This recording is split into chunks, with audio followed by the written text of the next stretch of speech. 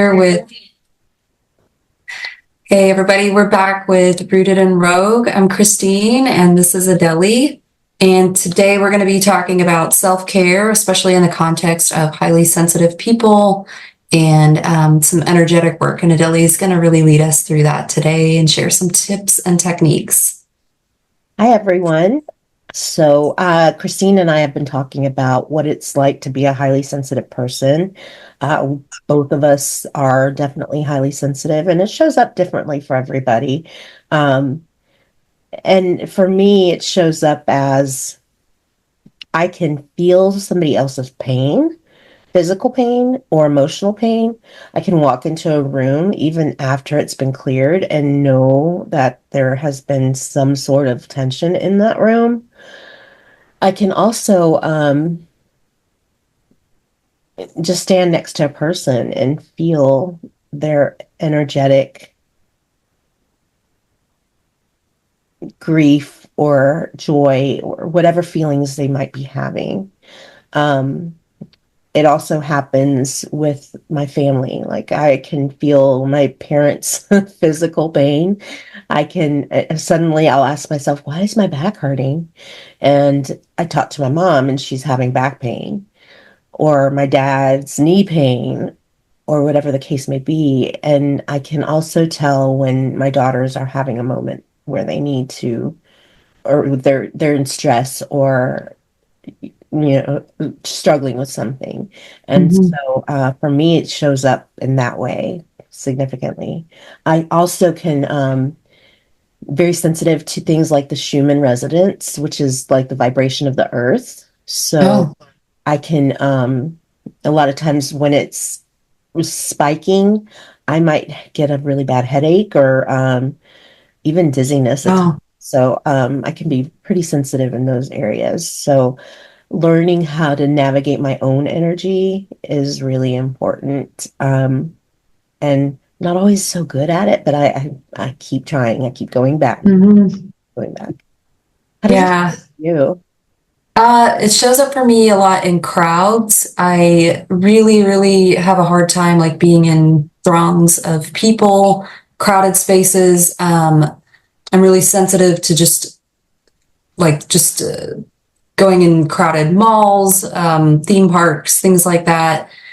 I think also I don't know that I'm quite as in tune with other people's energy as what you're describing, but I definitely can pick up on like very subtle changes in people's voices and faces, and notice like subtle tension and things like that. I feel like I can be on high alert, and I'm also, I really want to smooth things for people. So if there ever is conflict, I feel like I get very anxious about that.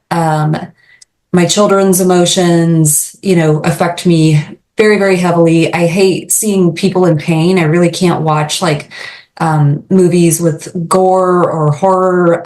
In fact, I even like have recently fallen down this dark place on the internet. I've been like, because part of me is obsessed with psychology. And so I've been learning a lot about cults and like really cult like religions. And some of it is just so dark. And I'm like, why am I so sad and heavy feeling now? And I'm like, oh, because I've been like immersing myself in these really dark aspects of what people can do with power and control and use it for just really selfish, exploitative purposes. And I'm like, I probably should find different ways to entertain myself, that I don't know. It's always a hard balance there. Like I want to educate myself and about things going on in the world, but also I know that it affects me really deeply to hear even just bad news, bad stuff in the news and things, and um, pain from my friends hurts. Um, when someone's suffering, if someone's crying, I am gonna cry. It's just like I'm gonna do this with you. So Yeah. yeah, I think those are probably some of the ways that shows up for me. Also, I think another way too is like I was talking about this with my husband today, and our oldest daughter especially is similar to me in that she's really, really sensitive to criticism, and it seems to hit her really hard. Even when it's done gently and in a loving way, it can still seem, a little overwhelming to her. Like, oh, I remember that, especially as a kid. I think you learn to cope with it better as an adult, maybe, but probably still hits the same way on the inside as it always did for me as a child. Yeah, I think, we talk about inner child. Mm-hmm. That inner child is going to always respond that same way. And, Mm-hmm. I think that that's where our reparenting comes in is, hey, sweetheart, it's okay. It's okay. Yeah. You don't have to take it that way. And, or I don't even know that those are the right words. Maybe, I love you no matter what. Mm-hmm. You know, Yeah. that Yeah. unconditional love that we aren't always taught growing up. And, Mm-hmm. you know, especially as women, we've been taught to be perfectionists, and you have to just keep going, or whatever the messaging was, and the perfectionism and all of the layers of things that happen. But then yet we're still pretty sensitive, Mm-hmm. and sometimes we're shunned because of it, growing Yeah. Oh, up. I was criticized a lot as a kid.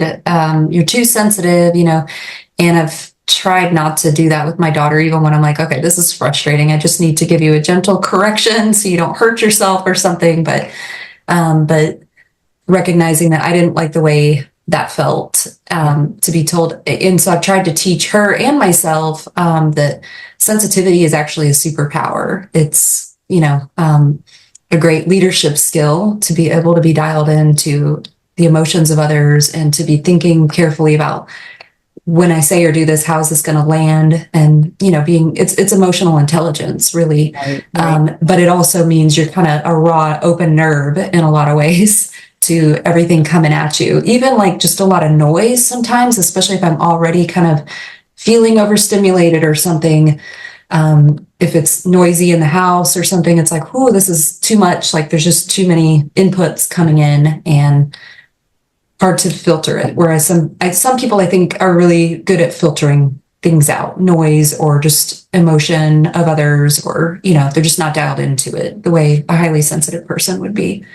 How do you manage that? Because I find myself doing the same thing. And like Mm-hmm. yesterday, I'll give you an example. I was at my mom's house, and my nephew we had just gone through a whole ordeal of finding him earbuds for his dad, Mm-hmm. and we were playing a game. We were playing Uno, and he insisted on having his earbuds in while we were playing Uno, which made him not be able to play. Yeah. How do you play with your earbuds in? Right. Yeah. And so then after we finished playing, we were kind of all hanging out in the living room, and he somehow had lost the earbuds already and was listening to his iPad, and he was playing a game and listening to music at the same time. And so it was like Mm-hmm. this constant noise. And I was like, where are your earbuds? Because I realized it was really bothering me. Yeah. And so Yeah. at that point, and then my dad also had his TV in the background, which, It's too that much. helps, you know. Yeah. Um, but not having my nephew with his earbuds in would have made a big difference for me. Mm-hmm. And so I found myself just, kind of having to pause and having to, Yeah. move from the room, and having to, Mm-hmm. recollect myself. How do you find yourself responding when that happens? Yeah, I'll notice, like, I think if I'm reacting to it, I get irritable, anxious. Um, when I'm taking a little better care of myself, or I'm noticing, what's happening, I try to catch it before I get to like that point where like this is just I'm too overstimulated, but it happens. I have little kids, and you know, they're loud. I have a busy job that kind of takes a lot of my brain power all day, and it's hard to go from like that straight into the other. But I like walks. I'll just try to get outside, even in like the heat of the summer. I'm like, you know what? I will deal with a little bit of sweat. I have to go and like breathe some fresh air, look at a tree, you know. And music too. Sometimes music can be overstimulating unless you find the right thing that's just going to be kind of soothing, familiar, and comfortable. But music can be a really good like way to just feel whatever it is you need to feel, I guess. You can kind of help yourself process that. Movement, I don't know, I feel like I have a lot of spirituality in my body. And so I've noticed like I remember, and this is going to sound maybe so silly, it's not even like gentle yoga type of movement for me. I think because a lot of it just comes out like as like really nervous energy. Running, I used to do a lot of running or like high intensity interval kind of workout. I remember I was doing this home workout that was just, it was a lot, it was HIIT basically. And there was a lot of like jumping and, you know, your heart rate was spiking. And I remember doing one of the moves and I was like crying and I'm like, why am I crying right now? And I'm like, oh, this is all this stuff that's stored in there. And my body's really wise. And it's like, I know how to get this out for you. So doing something like that helps me. I think it's probably very personal for different people, you know. One thing I learned from you, Adele, a few years back, I have a little candle lit here, and I started doing this at work. I work from home, as you know, and when I'm in meetings now, I like to light a candle. And then once the meeting's over, I like to blow it out. And I think you had like a version of this, like with your coaching sessions that you would do that you kind of told me about. So I just kind of took this and adapted. I'm like, oh, I got like a nice, beautiful flame I can look at, you know, and it makes me, I don't know, feel more grounded or more like connect back to my own heart instead of just constantly like focusing on that other person's emotional state, you know, just kind of, I don't know exactly. There's something more to it than I can put into words, but Yeah, I found that it was kind of like I'm making the space for myself to be yeah. present and also not just present for that other person, but present for myself so that I don't Mm-hmm. neglect what I'm feeling, what's happening for me, Yeah. or even my own intuition, because I think our intuition tries to speak to us in those times.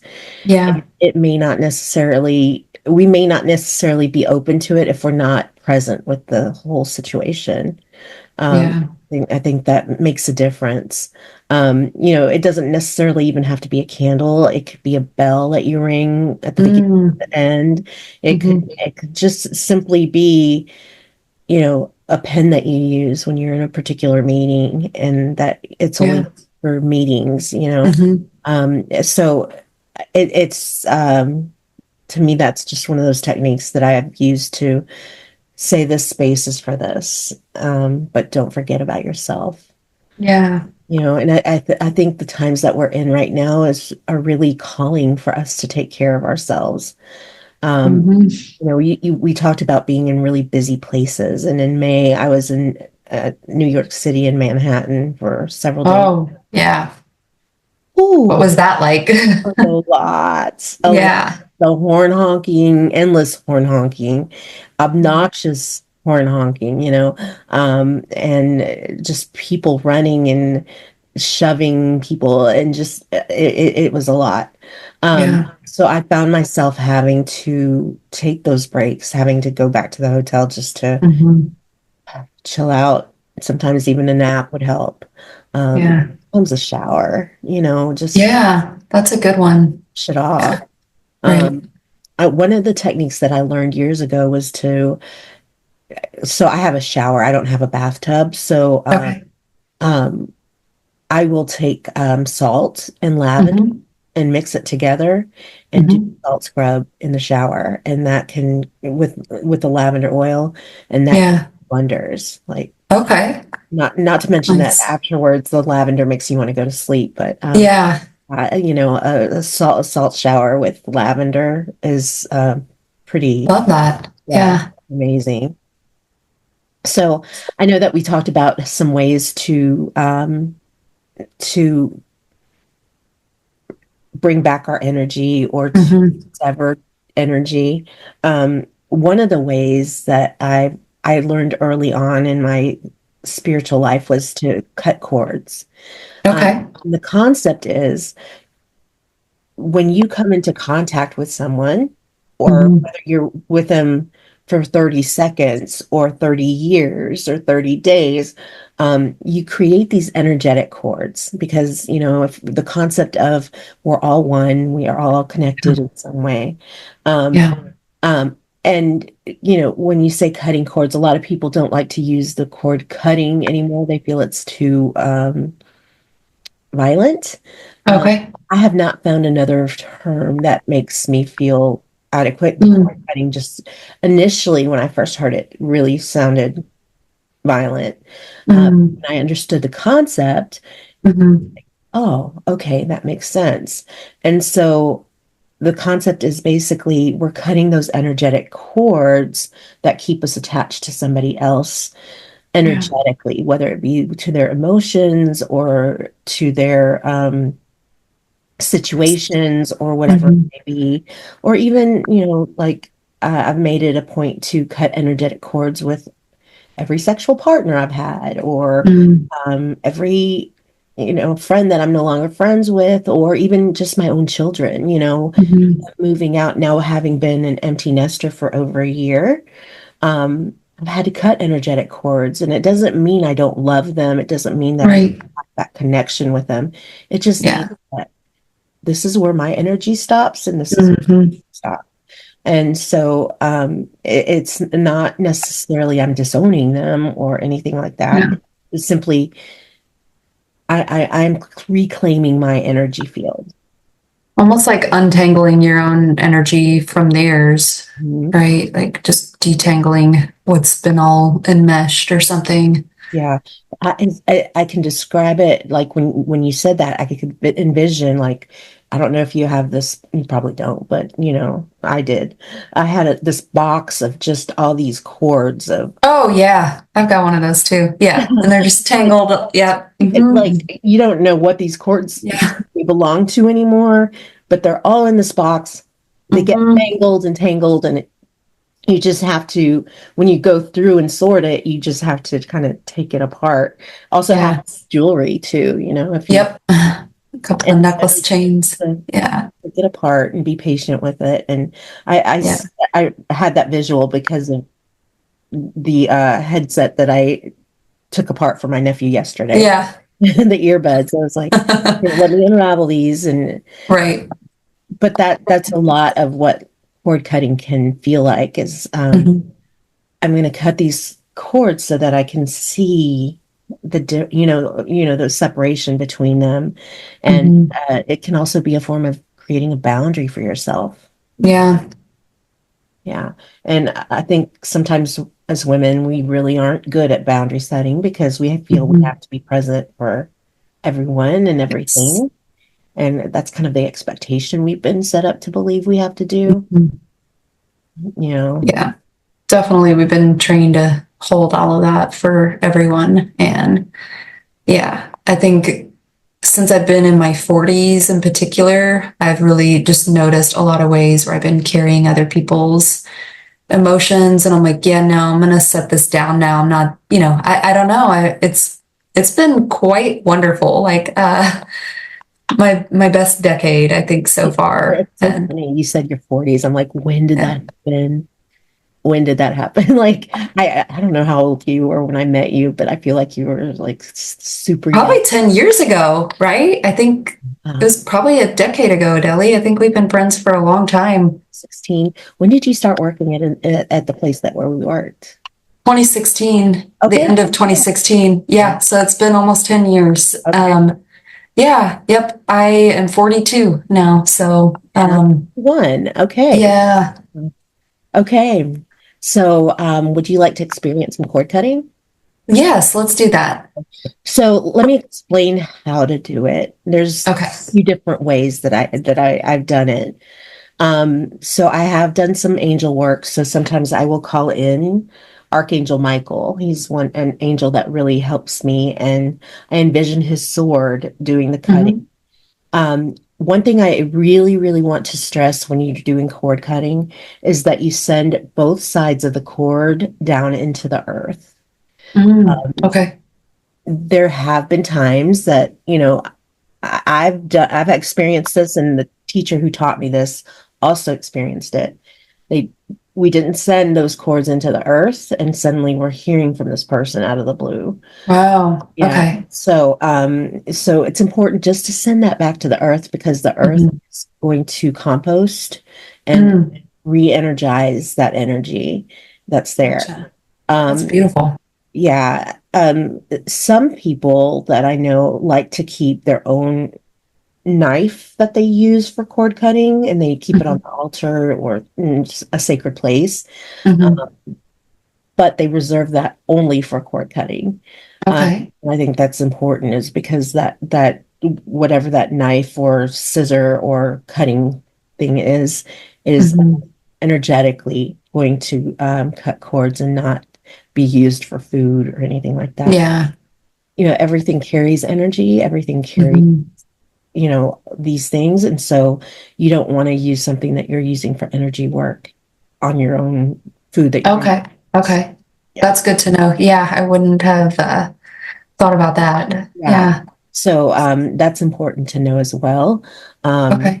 and, for those who are very visual, it can be hard if you're not actually seeing it. But I Mm. say see it in your mind and in your brain as cutting that cord. And Yeah.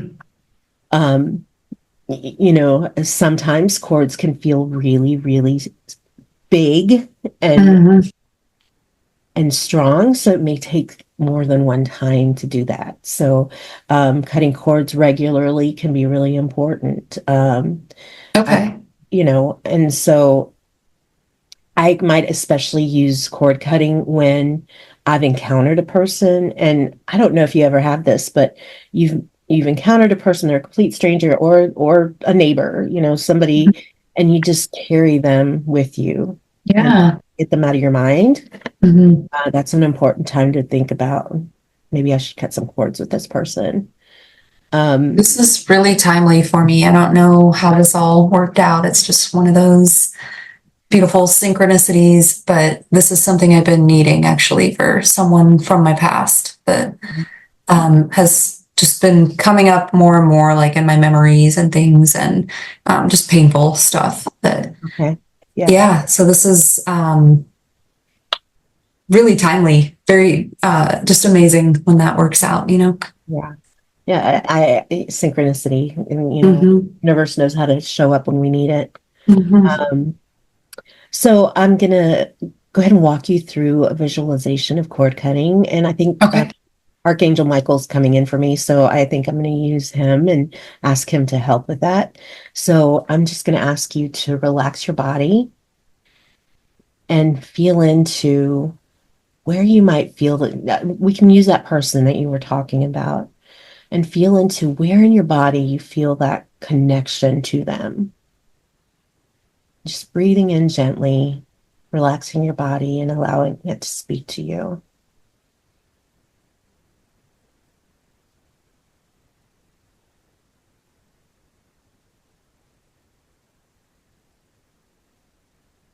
And are you feeling in in your body, that place where that is? Yeah, it's mostly in my gut. Okay. Mm-hmm. And so now we'll ask Archangel Michael to come and help us. Thank you for being here, Archangel Michael. And now we'll ask Archangel Michael to reveal that cord to you,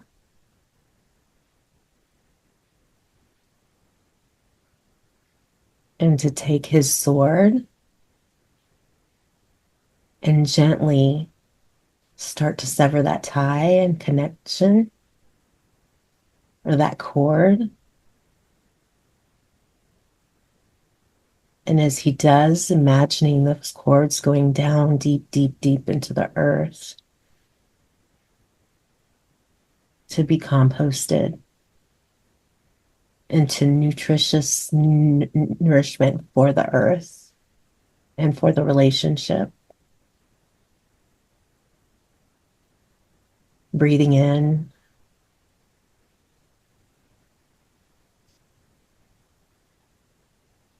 and if emotion comes, that's okay.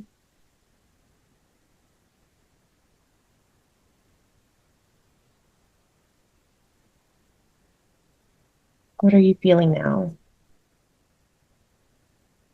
I feel lighter in that area, and I don't know, like a sense of just compassion for this person and just sort of release. I guess like the way you would just kind of have compassion on a toddler who's throwing a tantrum or something. And yeah, I feel lighter, like on my shoulders too. Yeah. Thank you, Archangel Michael. Thank you. Yeah. I think that's a beautiful visualization. I think it's kind of cool that, all the different layers you can take this kind of practice at, like it's visualizations can be really powerful. I did work with a therapist a couple years ago, and we would do visualizations and hypnosis sessions to help me with anxiety. I was going through like some anxiety and insomnia at the time, and just the power that our own mind has. And but I think you can take it on a spiritual level if that's your bent too, and that this is actually happening like in the spiritual realm, and that, or your mind is connecting to like higher consciousness. Like I think that's great. I think that's a tool I'm going to take with me. Do some people like actually make visual representations when they do this? And like you mentioned, like a knife, is it kind of just a symbolic one, or are they actually like cutting some kind of a string? Or They don't, I haven't heard anybody actually cutting a string. I guess you could, but they actually use the knife use the knife? Okay, gotcha. Yeah. I think that's maybe a practice I will use more, even for less like charged situations and things. Like you said, it's like a boundary setting tool. Like I find myself even like with positive relationships, like with my children, I'm like, oh, I'm getting a little bit too enmeshed with their emotions here, and I'm getting tangled up, and I can't really be the calm and wise mother that I want to be for them, because I'm kind of like just feeling too much of what they're feeling. And that's not even good for them. Yeah. Yeah. The first time that I heard that I needed to cut cords with my daughters, I was like, what? What is, how can you expect me to do that? I'm their mother. And they're like, no, no, but you still have your own energetic field. And they have theirs. And that's a way of building a boundary to say, this is my energy, this is yours. And although I'm feeling what you're feeling, I don't have to own that. Yeah, exactly. Yeah, I think that's really powerful, especially for someone who is very good at absorbing the emotions of others. That, yeah, you really do have to do that. There's another visual technique that you taught me, and I use it all the time still. And that was the cloak. And so I will put on my cloak when I'm in an airport or like a crowded space or something too, or if I just feel like I'm getting, hemmed in by bodies and feelings of other people, and that kind of situation. And the cloak helps a lot. Yeah. I remember sharing that with you and telling you I had a purple velvet cloak. Yeah, I love that. And I now compare it to my weighted blanket. Blanket just seems to just hug me and makes me feel safe and secure and loved. Yeah. The cloak does that for me too. I like that. I have a weighted blanket too. I like the idea that it's just kind of like grounding you and like holding you, and yeah, like a big hug almost. Do you sleep with your weighted blanket all the time? No, not anymore. I did a lot for a while. Not as much, but every once in a while, like it is. In fact, I'm glad you reminded me about it. I should get it back out on nights when I'm just kind of tossing and turning. And yeah. I had one that was way too heavy. Yeah. I've gotten another one that's a lot lighter and just softer. Okay. Yeah. In fact, when I got it, Ellie saw it, my younger daughter. She was like, you got a blankie? Because when she was little, she had these blankies that she would carry. Yeah. And they were just like velour, just really soft and satiny. And I said, yeah, it's my new weighted blanket. She's like, she just sat and petted it for a few minutes. And then it was like, wow, that really brought her back to her, early Yeah. childhood. So I ended up getting her one too. And she's like, it just feels like I'm with my blankie again. And it just, Mm. oh, that was so sweet. Because we actually had like three or four of them because she always had to have one. And those things Yeah. stinky and Be yucky. kind of yucky. And then if you put one in the washer and it's not available, Hmm. so we we had Yeah. there was always one A at the rotation of them, huh? Ready to go. Yeah. Yeah. Yeah. yeah. But these weighted blankets are the same texture and same Oh, that's neat. Yeah. Just kind of that feel. like very tangible reminder. Mhm. Yeah. Yeah. Almost like how a smell can remind you of something, like take you right back. It's kind of cool how that works. And Yeah. yeah. Yeah, and it's not always a positive thing, right? And so, No. Yeah. you know, if it's a smell that you don't want to be attached to, you can cord cut Mhm. that too. Oh, wow. Yeah. Yeah. Yeah. Oh, I love that. Yeah.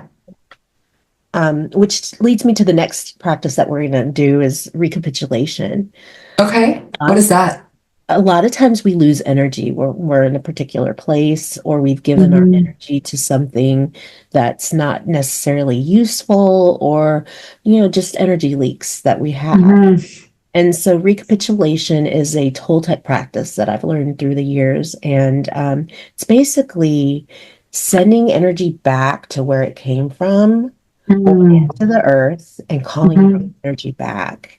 And when you do that, you really want to set the intention of what am I going to do with this energy that I call back? Because,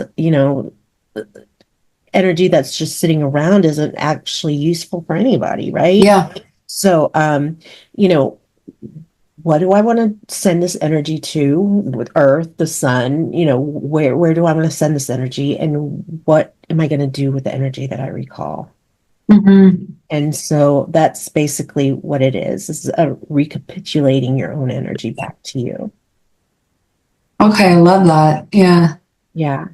So, I like how both of these practices involve like the earth as this thing that can kind of like transmute and um yeah, it's a lot less like black and white, it's not like this is bad and this is good. It's like here, put this in the earth. The earth knows how to compost this and turn it into something that is wonderful and good and balanced and right.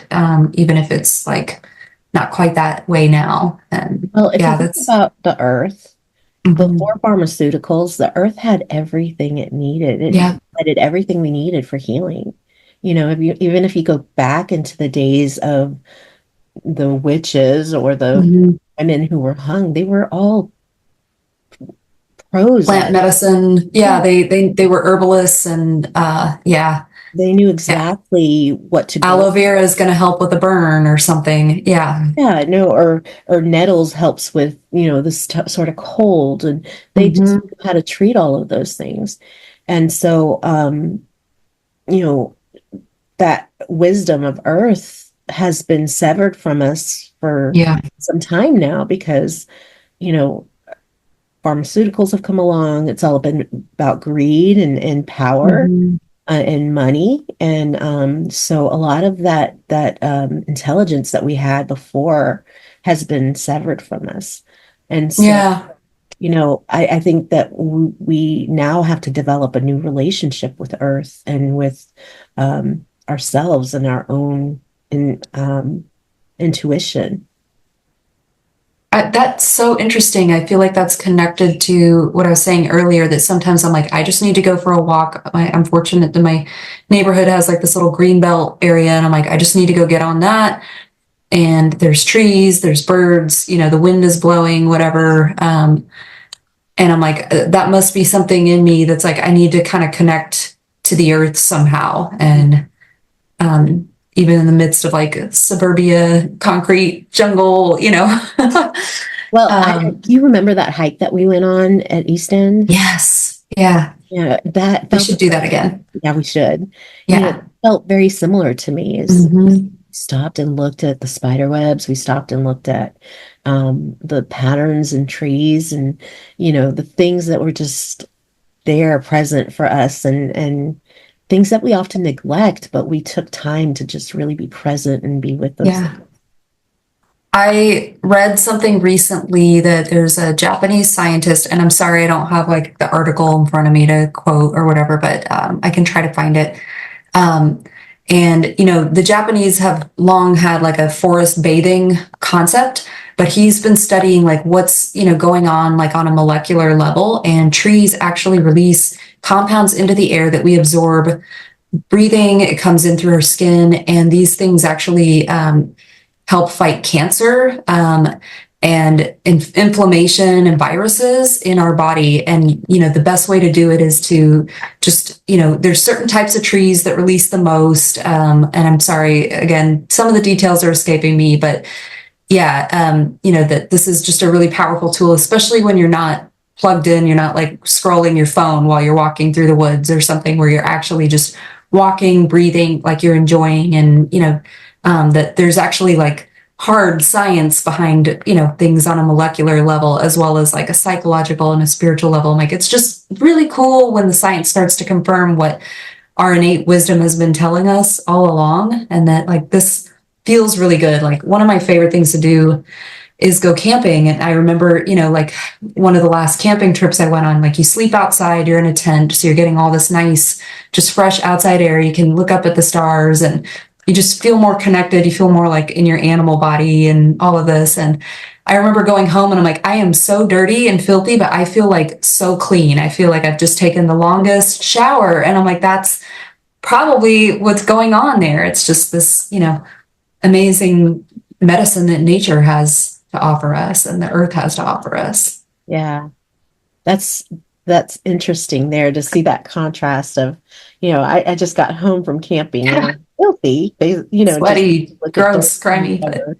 And then yeah. but I feel so renewed inside and, Yes. brand new. Yeah. Yeah. Mhm.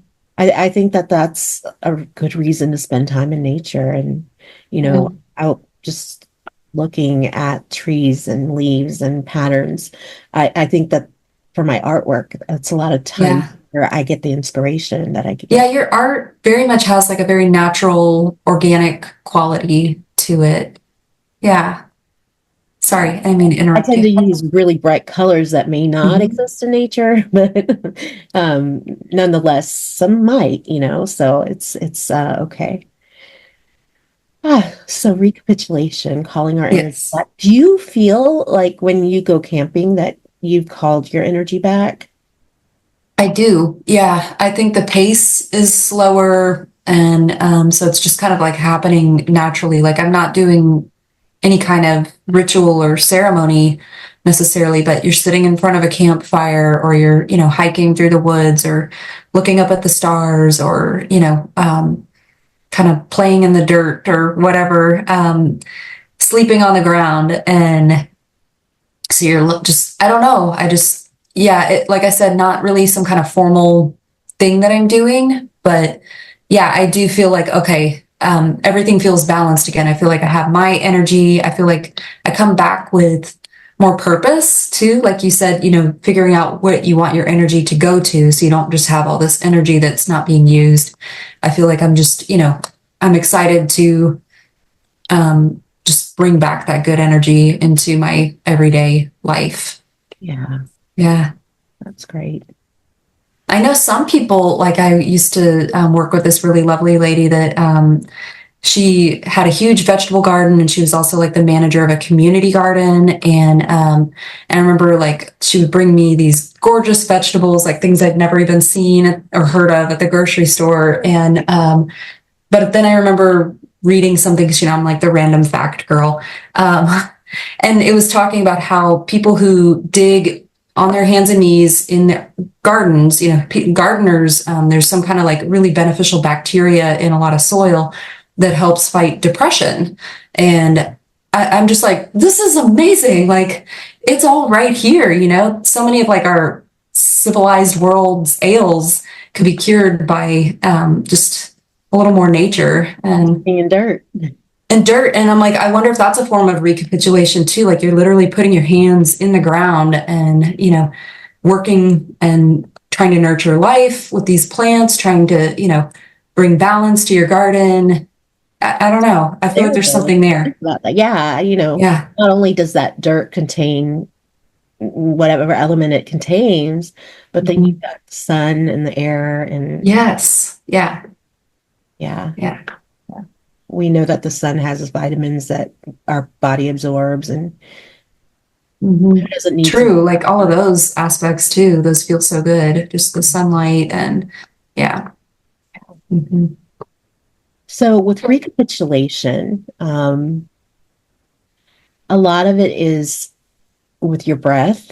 And so, breathing into the earth, what you're wanting to release, or the sun, or letting the sun, or imagining a straw sucking Mm. from your head, taking Hmm. it out of you and sending it to the Hmm. sun and then breathing back that energy. And so as you breathe out, you're sending it off. As you're breathing back in, you're receiving your energy back. And again, setting that intention for your energy. Is it, is there something you want to create, or is there something Mm. that you prefer, or is it just, I want to bring back this energy so that I know that I have it for what's coming next? Yeah. Because sometimes we deplete ourselves so much that Yeah. we don't have energy when that next opportunity comes up, Hmm. um, and then we miss out, right?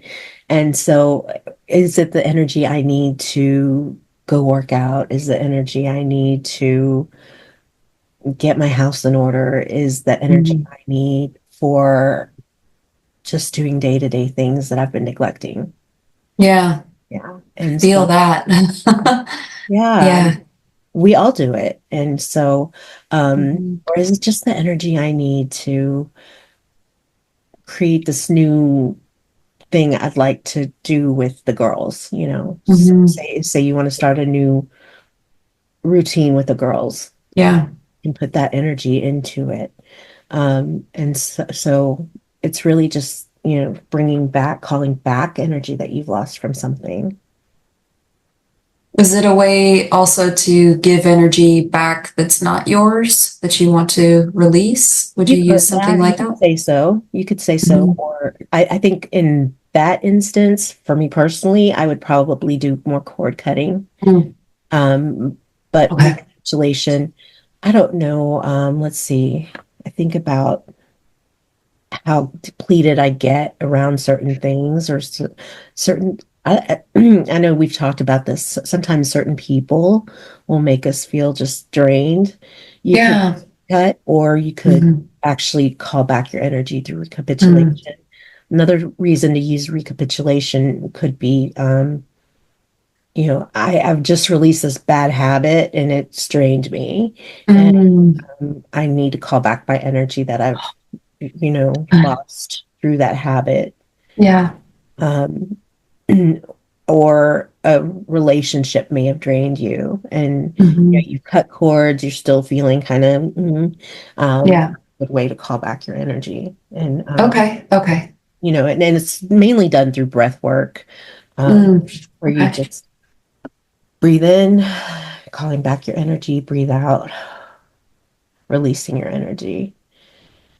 And some people like to connect with the sun, and they imagine like a straw connecting them to the Hmm. sun, or a vacuum, and releasing that energy through that.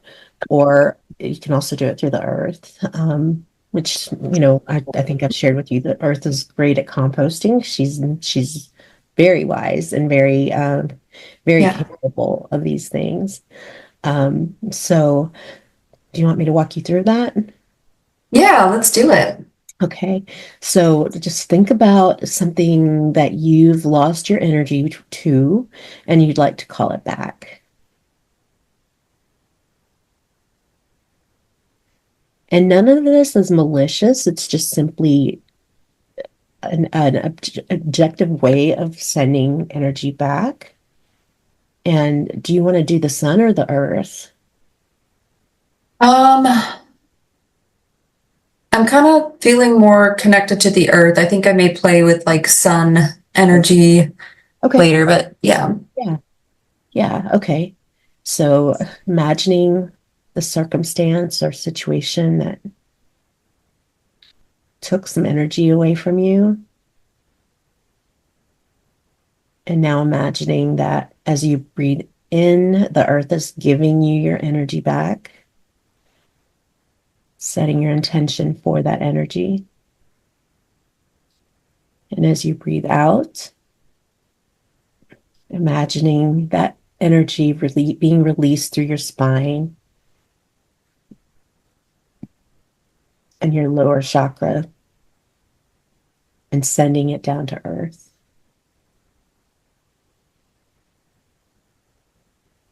Again, as you breathe in, taking your energy back, reclaiming it for yourself.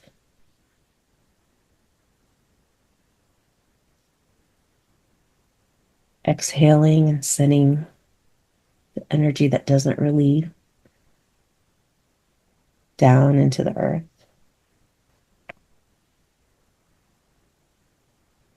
Bringing your energy back.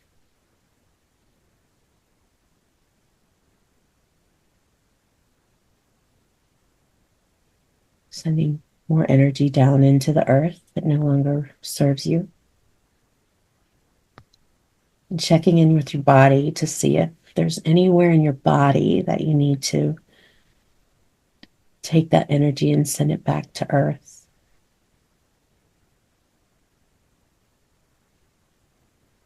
And not worrying that you're doing this wrong, because there's no wrong way to do it.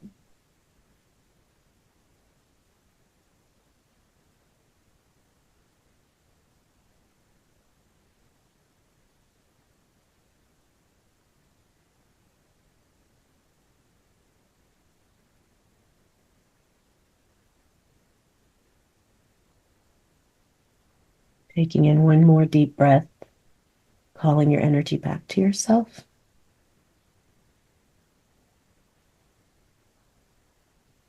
And checking in to see how you feel.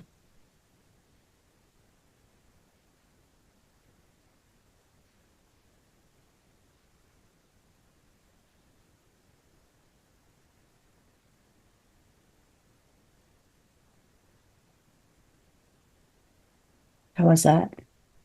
That's good.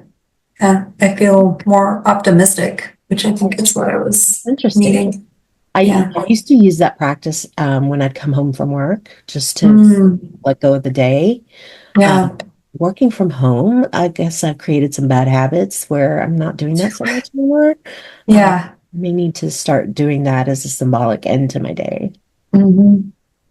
Yeah. Yeah. Me too. I think it's my boundary between work and home has gotten just kind of too blurry. Yeah. Yeah. And it's better. We moved recently, and so it's better. I now have like a dedicated office, and that has made all the difference. And it's actually like located at the far end of the house, kind of away from everything else. And so that helps a bit because, I can physically separate a little bit, but it's really hard to walk from your office just straight into your home. And then, especially with my family, they're usually there, well, they're here in the summer, on summer break. And then, definitely by the time I get off at the end of my workday. And so I just, sometimes I have been using like, let me just go take a little walk, even if it's just walk around the corner to the mailbox and back, or, something, or I'm going to play a song, or two and put my headphones on. And, but yeah, I think some kind of little ritual to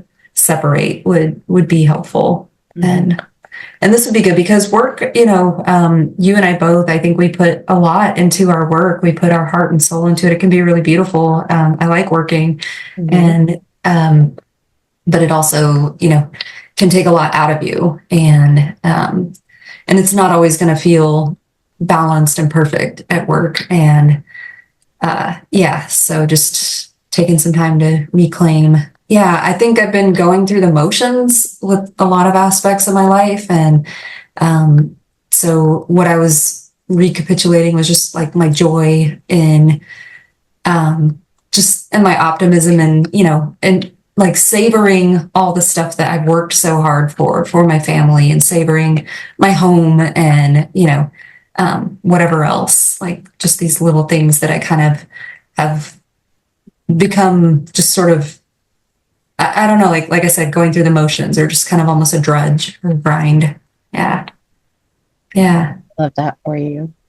That explains the intent that you had for your optimism, which is good. Yeah. Yeah. I was like, okay, now I feel like excited to see my family, excited to go to work tomorrow. And instead of just feeling like it's all just this slog. A Yeah. routine, just rogue kind of thing that we, Yeah. yeah. Yeah. Hmm. Well, this has been fun. This has been fun. This was a good one. I think this is a really nice take on like self-care and stuff. Yeah.